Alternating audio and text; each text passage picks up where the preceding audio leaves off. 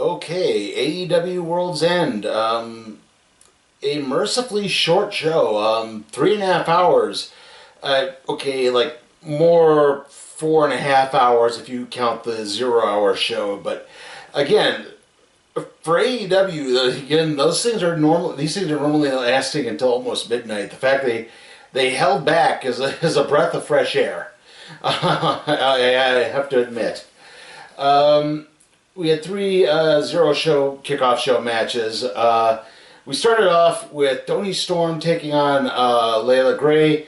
Again, Toni Storm not timeless, at least at the moment. She's doing some weird amnesia gimmick where she thinks she's a rookie in AEW. Early on, Gray hit a nice little arm drag, tried to put on a cross arm breaker. Layla Gray is part of the Top Flight faction. They work mainly in Ring of Honor. Storm came back, hit a leapfrog, and then avoided a leapfrog and hit a nice drop kick. Gray came back with a rolling neck breaker. At some point, the audio got desynced. They were calling moves 3 minutes before they actually, not 3 minutes, more like 30 seconds before they actually happened. But eventually resynced everything up. Gray hit a nice basement drop kick. Gray hit kind of a blockbuster. It was a different move. Sorry. Gray hit a cutter and then put Storm in a Dragon Sleeper. At this point, though, Storm started to revert back into her timeless persona and hit a running hip attack and then a fisherman suplex. Then Layla Gray hit the blockbuster that I was talking about earlier. However, she went for a suplex, and then Toni Storm countered that into a small package for the 3-count victory. Not a terrible match overall. Good pacing. I think everyone got in some good moves. Layla Gray looked really good, which, again, I think can happen when you're not entirely familiar with the individual. So it's nice to see that it wasn't a total squash. Our next match was Jeff Jarrett versus QT Marshall. Marshall mocked Jarrett after a couple of takedowns, tried to do the Fargo strut. He came back. Marshall hit a nice European uppercut off the second rope. Then he hit a handspring enziguri. Jarrett rallied back, hit the 10 quarter punches. He put Marshall in the sharpshooter. This is when Aaron Solo of the QT Marshall family I can't remember what they're called. But Aaron Solo hit the area. Marshall then distracted Jarrett long enough for Marshall to hit Jarrett with the stroke, but only got a 2 count. Solo then tried to grab Jarrett's guitar. However, Jay Lethal intervened to stop the attack and then enabled Jarrett to hit the stroke for the 3 count of the victory. And then afterwards, backstage, Jeff Jarrett said that he is going to make a special announcement concerning the future of his career on Dynamite on Wednesday because it's being simulcast on Max for the first time. This match was alright. It's nice to see QT Marshall actually get some offense in. Usually when I've seen him wrestle, it's just basically squash matches. But again, it's like, you are the jobber of jobberish factions. So, yeah, I don't know where this is going exactly. And that leads us into our final 0-hour match, which was an 8-man tag, the Outrunners and Top Flight versus Leo Rush, Action Andretti, and the Murder Machines. That's Lance Archer and Brian Cage. They're part of, I believe, Don Callis' faction now. They were part with Jake the Snake Roberts, but it seems like Jake the Snake is stepping back a bit from the managing thing. Right off the bat, there was a big fight with Top Flight, basically brawling with Rush and Andretti before the bell. Lance Archer got involved. He blocked Dante Martin from doing a tope. The Outrunners hit Rush and Andretti with double atomic drops. Rush raked, I believe it was Magnum's eyes to get out of an airplane spin. Cage then blind tagged Andretti, which got everyone into a big argument. Turbo Floyd got the hot tag, bystanded almost everyone. A big schmoz kind of broke out. The Murder Machines choke bombed Dante Martin, and then Archer was going to go for the choke slam. However, Leo Rush blind tagged in and hit a giant frog splash over Archer onto Dante Martin for the 3 count of the victory. Yeah. If you aren't aware, Andretti and Rush won a match to become the #1 contenders for the tag team championships. So Private Party came down and had a stare down with them, but then nothing else of note really happened. Like I said, this was your bog standard 0-hour kickoff show match. Basically to get as many guys onto the card as possible. Not too much more to say than that. Again, Outrunners are mega over. I'd say Top Flight is pretty over too, just in terms of they can do high spots and they can have good work rates. So overall, I think that's good. I do think the Murder Machines could be an interesting tag team in the future. I do think that with Callis managing them, maybe that could help. Maybe again bolster up. I think a very paltry tag team division in AEW. Okay, moving on to the show proper, we opened up with the semifinals for the Continental Classic to crown the new-ish Continental Champion. I say this because technically the belt can be defended outside of the Continental Classic, and they also already had the Continental Champion in the Continental Classic, so if that individual should win, they wouldn't technically be the new champion. Anyway, the Continental first semifinal was Will Osprey versus Kyle Fletcher. Right off the bat, both men dodged several moves. Fletcher eventually rolled out of the ring.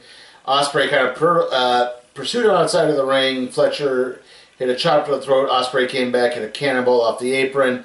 However, Fletcher caught Osprey and then powerbombed him into the apron and then lawn darted him into the ring barricade and gave him a big cut over his forehead.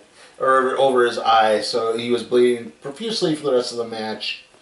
Fletcher hit a few Kawada kicks, and basically sprayed blood everywhere. Osprey came back, hit a big lariat. Osprey countered a suplex into a Slumdog Millionaire. Fletcher rolled out of a Poison Rana and hit a hidden blade of his own. That's Osprey's finisher, obviously. Fletcher tried to use the ropes for a pin, but the ref caught him. Osprey hit his hidden blade.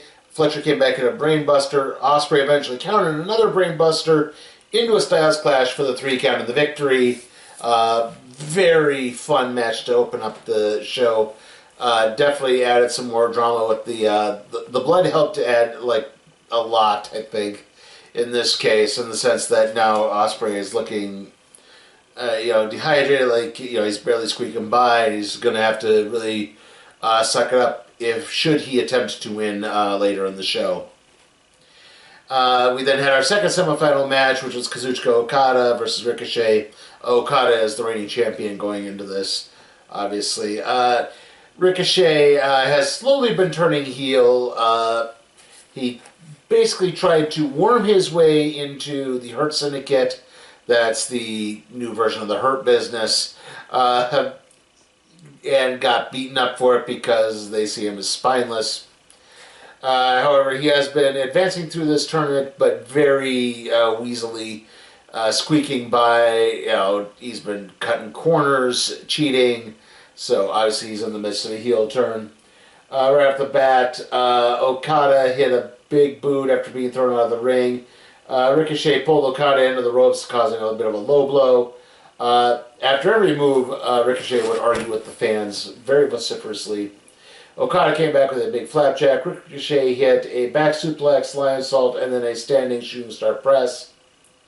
Okada came back, hit his big top rope elbow drop. Ricochet came back again, hit an inverted pile driver and a shooting star press. Okada then countered a spirit gun into the Rainmaker for the 3 count of victory. So it's Osprey and Okada in the final. As Okada left, Swerve Strickland's music hit, and he basically said, hey, Ricochet, ever since you got here, you've been running your mouth. I told you I would put you in your place. I told you I would embarrass you. Yeah, and you know what? You've been spouting so much shit. What do you do to take care of shit? And he wrote out a big thing of toilet paper and Prince Nana was giving toilet paper to everyone in the crowd, so they pelted the ring with toilet paper as Ricochet just sat there and seethed. Overall, decent match, not as good as the first one. Again, I was kind of thinking they might have Ricochet win. I know there's a whole no interference thing in the Continental Classic, but that doesn't mean interference couldn't happen. And I mean, it's obvious that they are going to have Ricochet join the Hurt Syndicate. That he's going to prove himself, and I think it's just that's where they were kind of headed for. So it's like, why not have him do that and then win the Continental Championship? I mean, again, I know that would probably make him look like he's ahead of Lashley, so I guess I can understand to an extent, but again, I thought that would have been the better angle. After that, we had the Tijuana Street Fight for the AEW Women's World Championship. Mariah May versus Thunder Rosa. Thunder Rosa's father is at ringside, and he had special graveyard dust from Tijuana, which in no way will probably play a role in the match. Right off the bat, Rosa had a flying knee off the apron during Mariah May's entrance. Rosa had a European uppercut to the back of May's head. They fought back up the entrance ramp. It's false count anywhere. May hit a DDT on top of the stage. She then spit tequila into Rosa's face. Rosa hit a spear at one point. Rosa then hit May with a bottle she grabbed for the crowd. I don't know if it was necessarily supposed to be a tequila bottle. They didn't quite show it very well. Rosa hit an airplane spin into a Death Valley driver. Then pulled out... sorry off this. Anyway, May came back, hit a Mayday on a table. They fought to the outside. No, not on the table. On thumbtacks, that's what it is. She pulled... Thunder Rosa pulled a bag of thumbtacks out, and then May hit her Mayday driver onto the thumbtacks. May began arguing with Thunder Rosa's father and stole his cane. Rosa got it back and attacked May with the cane. Rosa hit a flying drop kick off a table. Rosa began choking May with a chain. May threw the Tijuana grave dirt into Thunder Rosa's face and hit a Storm Zero through a table for the 3 count. This match, it was not great. I think it was just a little too clunky to set things up. Like at one point, Mariah May grabbed some barbed wire. I thought she had wrapped it around the cage. She wrapped it around her leg. Why was she holding the cane? Exactly. Just little bits like that I don't think worked particularly well. I don't like, again, there's this trend with the Mariah May matches where she's arguing with family members who are in the crowd. Including her own family members, which, again, it's like, is done just a little too much. Again, there's way too much I thought there was way too much clutter going on, way too much distraction that took too long to set up for what it needed to be done, and I think it just kind of killed a lot of the momentum of the match. That's why it felt really flat for me.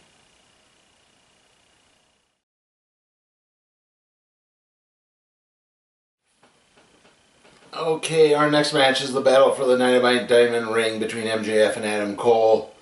Right off the bat, the ring was guarded by Taven and Bennett from the Undisputed Kingdom. They tried to keep it so that MJF couldn't grab it and use it as a weapon. Right off the bat, Cole went for a Panama Sunrise, but MJF kind of rolled out of the ring. Cole got whipped into the ring steps at some point, started bleeding. I can't remember where. MJF bit Cole on him, then hit a power bomb backbreaker maneuver. Cole countered MJF's attempt at a Panama Sunrise, with a super kick. Cole then went for the Panama Sunrise, but kind of tweaked his leg, got a chop block from MJF for that happening. MJF basically started going after the surgically repaired ankle of Adam Cole. Eventually, Cole managed to snooker MJF, I don't know why I keep getting mixed up, into crashing into the ring post, and MJF started bleeding. Cole then hit his Panama Sunrise and his Shining Wizard, the Boom, the Shining Wizard. What was it called in WWE? It was something shot. It was not the money shot. It was the last shot. The Shining Wizard. However, MJF hit another chop block on the second attempt, locked on the figure 4. Cole fought out of it. MJF rolled out of the ring, started arguing with Taven and Bennett as the ref was tending to Cole. So MJF then threw his head off of the ring steps, so that it looked like Taven and Bennett had attacked them. They got kicked out, even though their whole job was to guard the ring, so they should be making contact with them. But that enabled MJF to get the ring. However, as that happened, Cole hit a big super kick. He grabbed the ring for his own attempt at using it, but then MJF hit a low blow and the heat seeker to get the 3 count of the victory. Afterwards, MJF grabbed a chair and attempted to Pillmanize Adam Cole's leg. Roderick Strong's music hits. I initially thought it was Wardlow's, but yeah, who knows what's been happening with Wardlow. He's technically still part of this. Roderick Strong hits the ring. Kyle O'Reilly then grabs MJF as he tries to weasel his way out. They all fight in the ring. By the way, Adam Cole still had the Dynamite Diamond ring and hit MJF with it. And they all beat MJF down. Adam Cole put the ring back on MJF for some reason. Yeah, this match was not good. It was really boring. I know they have to protect Adam Cole, given what's happened with his leg, but again, whatever chemistry these two had, it just completely vanished. Maybe it's gone back to, when Cole initially turned on MJF and was actually the bad guy in that scenario, but still, it just, this was the real clunker of the night. I don't think this one really lived up to expectations. I don't know how many people had high expectations given the way it's played out, but yeah, this definitely felt really, really flat. And that brings up our next match, the International Championship match between Konosuke Takeshita and Powerhouse Hobbs. Both men raiding each other with forearms right off the bat. Hobbs hit a World Summer Slam on the apron. Takeshita came back, hit a knee breaker on the apron. Takeshita's suplex to get Hobbs back in the ring. Hobbs came back with a running crossbody, hit a big running power slam, but then re-injured his knee in the process. Takeshita's cradle tombstone, only got a 2 count on it. Takeshita went for his big running knee strike. Hobbs countered that with a lariat. Hobbs hit, they fought around the ring at one point. It looks like Hobbs was trying to block they were supposed to do a superplex spot, but in this case, Hobbs' knee did slip off, and he did tweak it bad. They fought back to the other side. Hobbs came back, hit basically a top rope power slam, but he had to take his knee brace off to try to alleviate the swelling so he could move just a tiny bit faster, but that enabled Takeshita to get a quick shot on his knee and then hit a Raging Fire Falcon Arrow for the 3 count of the victory. Overall, good, hard-striking Haas match. Had its fun moments. Again, they're really pushing Takeshita as being this dominant champion. He's got to defend the belt again in a few days at Wrestle Kingdom. More on that later. But yeah, that was, so I think it was a bit predictable. I do wonder, if they're going to continue pushing Hobbs in this manner. He is someone who needs a push. I think, he got hurt a couple of times, so. But again, he's someone who's just been kind of spinning their wheels in AEW. I think they really do need to do something to revitalize him. And then our next match was the TBS Championship match between Mercedes Moné and Chris Statlander. Right off the bat, Statlander struggled off a lot of attacks for Moné, including a big drop kick. Moné countered a fireman's carry into an arm drag. Monet did hit a meteor into the ring barricade. Statlander came back and hit a body slam on the ring apron. Statlander hit a power bomb, backbreaker, and then a follow-away slam. Monet, at one point, I think Statlander was going for like a superplex or something. Monet managed to fight out of that, hit basically a sunset bomb into the ring apron. Monet hit a tornado DDT. Monet hit 7 suplexes out of the Three Amigos. They said the Three Amigos dos, there were 7 suplexes, but then followed that up with a frog splash. Statlander hit countered a Meteora into a package pile driver. Monet hit the Monet Maker on the outside of the ring. At some point when they had fallen out of the ring, they actually tore the ring apron off a little bit, and that enabled Monet to tangle up Statlander's leg in the ring to try to get a 10 count. Statlander had to take off her boot to get out of there. She barely beat the 10 count. Monet locked on a crossface. Monet countered a package driver into an ankle lock. And eventually, Monet basically got Statlander in this kind of complicated roll-up for the 3 count of the victory. It was not, I think it was it the sand trap that Orange Cassidy does sometimes?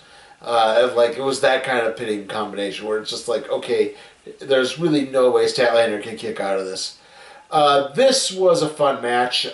It fell a little bit into the plotting territory a little bit, but I did think they came up with some creative spots. Again, the idea of ripping the ring apron off and using the under part of the ring to delay Statlander, and at first looked like Monet looked like she wasn't trying to get the 10 count, but I think she was trying to ensure the 10 count, and that kind of worked some very unique angles into this. I thought this took some very nice direction.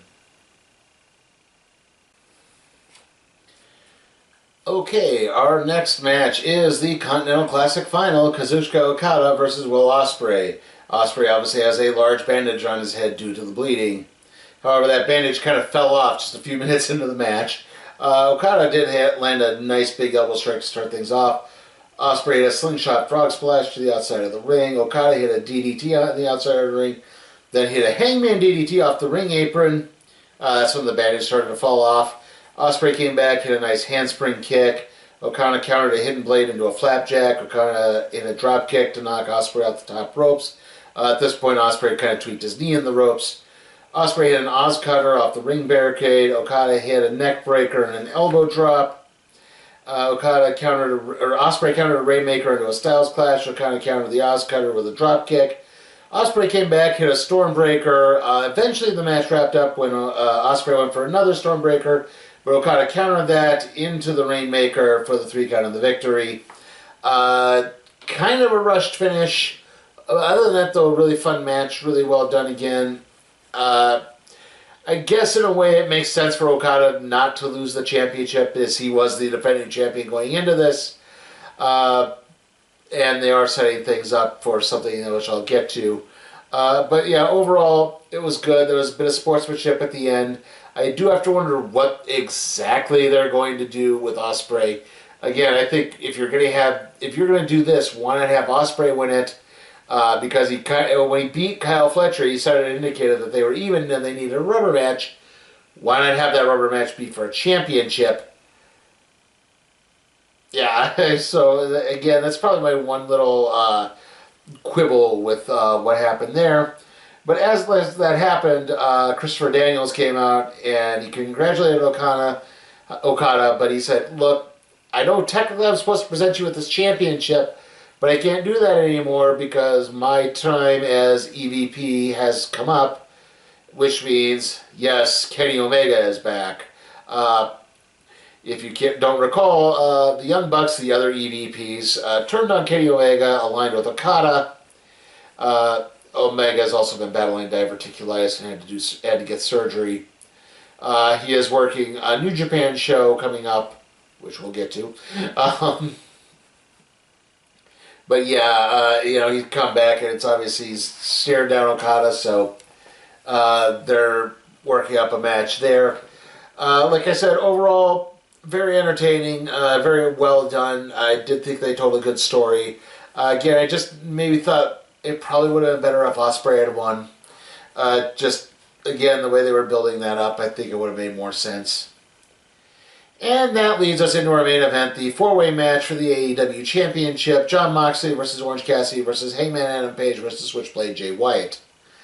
Right off the bat, they're the Death Riders. That's what they've rechristened the Blackpool Combat Club. The bit of her shtick is they're carrying the belt around in a briefcase, and it's a briefcase attached to handcuffs that are attached to Maria Shafir.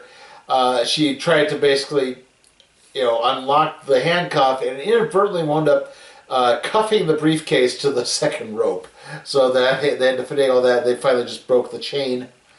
Right off the bat, everyone started kind of jawing with each other. Moxley tried to powder out of the ring. However, that was just an attempt to lure the Death Riders to come to Moxley's aid and get a big brawl out in the middle of the crowd. Moxley hits some Mox kicks on Cassie. However, the other opponents returned to the ring. Everyone ganged up on Moxley, had a triple power bomb into the announce table. At this point, they began fighting with each other. Page hit Cassidy with a fallaway slam into the turnbuckle. Jay White hit a couple of maneuvers, but then got whipped into the LED barricade on the outside. White then, Cassidy, he hit a couple of maneuvers on Page, but then Page got Cassidy down. White got back in the ring. He hit Cassidy with the cutthroat suplex after an orange punch. Moxley revived and was bleeding from the back of his head as he hit a cutter on, he countered an orange punch into a cutter. Cassidy then appeared to faint during a four-way stare down.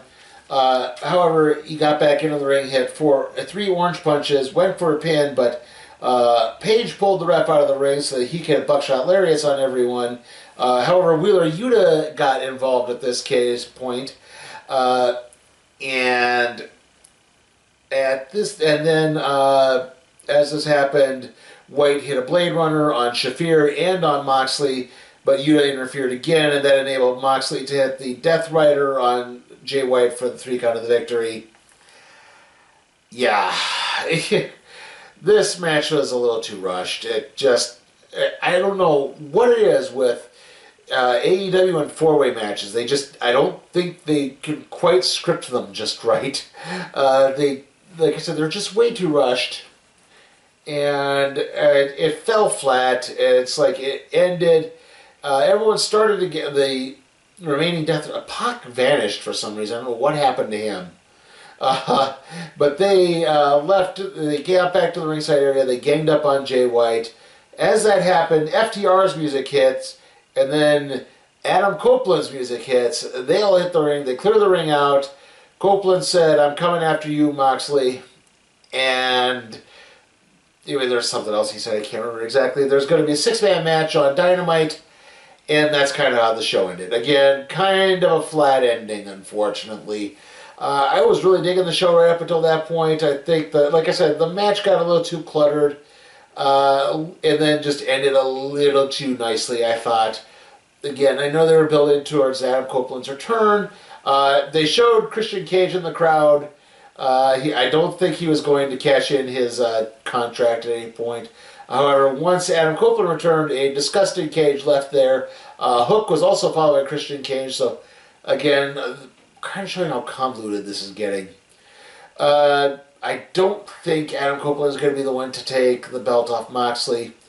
Their next pay-per-view is in March, so it could be. Again, I think they're building towards Darby Allin being the one to do it. However, Darby has to climb Mount Everest in either March or April, so yeah, it still could be a while. It could honestly be until All In August.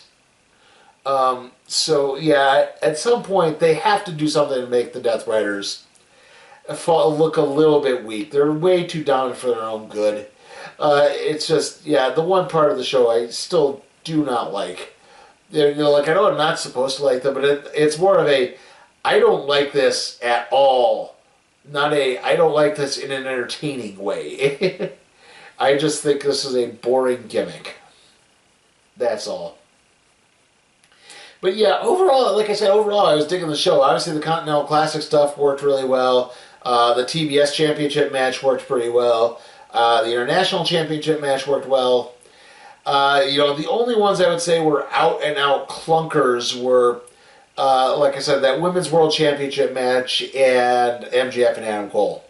Other than that, yeah, like, overall, this was still really well done. I'm going to give AEW World's End a B.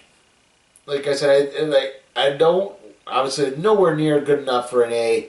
I didn't think it was bad enough for a C, though. Like I said, everything else, I was digging pretty much everything except for, 3 matches out of 11. So, hey, that's almost 80%. So, yeah, a B is pretty good there. Okay, so the next video is going to be the predictions video for next week with playoff previews and stuff like that. It's going to be later. It's not going to be the typical Wednesday. It's probably going to be Friday because the college football playoff games are on Tuesday and Wednesday. So I will need to script that portion kind of last minute. However, and then probably the week after that will be the Agatha All Along video, but there's also going to be something else, and that is I am planning on covering Wrestle Kingdom and Wrestle Dynasty, and possibly Showdown in the Valley. I don't know about that, because if you're not aware, those are New Japan shows that are being held in Japan. So, I will obviously not be able to watch them live. I work during a couple of them during Wrestle Kingdom and Wrestle Dynasty, so those will obviously be delayed. So those will probably be early on. Let's see, I'm trying to do math here, so it's probably like maybe the 7th or 8th. I will have to try to catch those and get those taken care of. I don't know if I'll do that as one big review. I probably won't, because it's they're going to be long shows anyway. So yeah, so it'll probably be like Tuesday or Wednesday of next week. There will probably be that. Then we'll be getting back more into football predictions. I might do Showdown in the Valley as well. I'm not sure. That will be a bit more convenient. That's on the 11th. But yeah. Overall, that's how wrestling is going to shape up for a while. Royal Rumble is not until February, so that's just one, in case you're wondering what's going on there. So yeah, see you all next time.